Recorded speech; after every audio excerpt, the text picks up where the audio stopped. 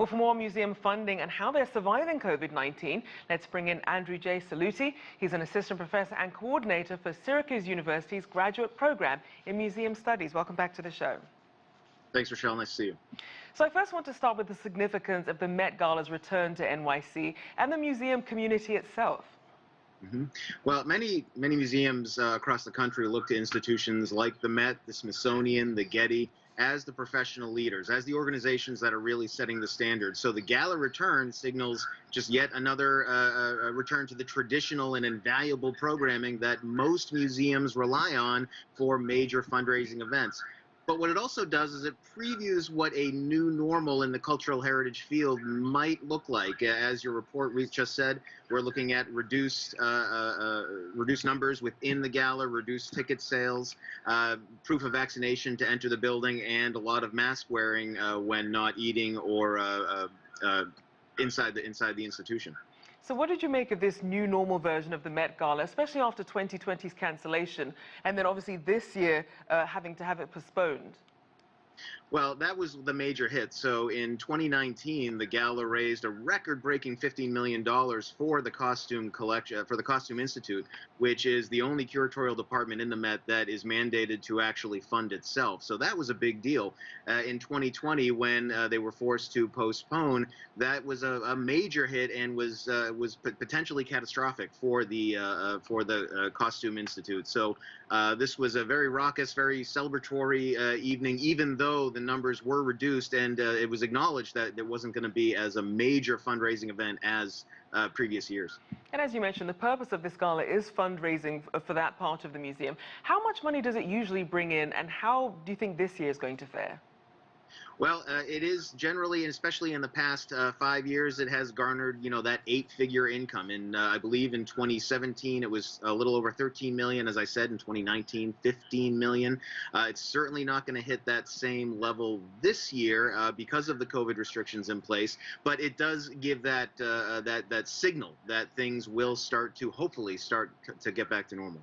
Now, obviously, most people tune into the gala to see the celebrities and the designer creations, but there are some real power players behind the scenes. Talk about some of the corporate sponsors and the kind of donations they usually make to the exhibit. Well, the gala is not just a fundraising event for your seat and your tables, which makes up a large portion of it, but it also, as you said, is a huge marketing event for the fashion industry, for design houses, for industry leaders that are wanting to make sure that they're a part of this star-studded event. So. A lot of the main main fundraising elements is not just in the sales of the attendees, but when you have Vogue, which is a major supporter of this event, and you have other fashion houses that are buying marketing spaces and as well as social media campaigns around it, it becomes this huge generator beyond the Met's walls. So then how have the Met and some of these other storied private museums managed financially during the pandemic versus some of these smaller ones? Right. Well, a lot of it is actually the same, but the Met, when you have an institution like the Met, like these major institutions, it's a blend of some of the same approaches to fundraising where they're reaching out to their wealthy donor base, some shifting priorities away from public programs during the pandemic to some new approaches to that premium kind of experience, and then that's where the innovation comes in.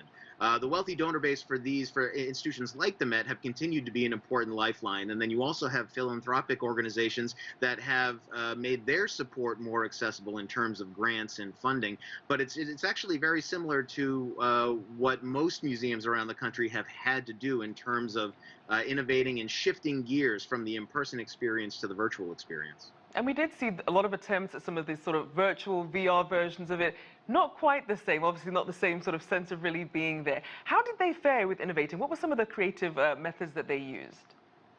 Well, as you said, a lot of institutions turned to tried to make as direct impact and experience with their donor base as possible. You have Zoom meetings with the curators, you have social media strings, and you have virtual walkthroughs that are member only. It's trying to create that premium experience, but just not a physical experience. And as you said, it's not exactly the same, but these are now going to be digital tools that museums are going to be using even after the pandemic. These are going to be experiences that will now just be part of the museum going experience and not as supplemental as they have been in the past.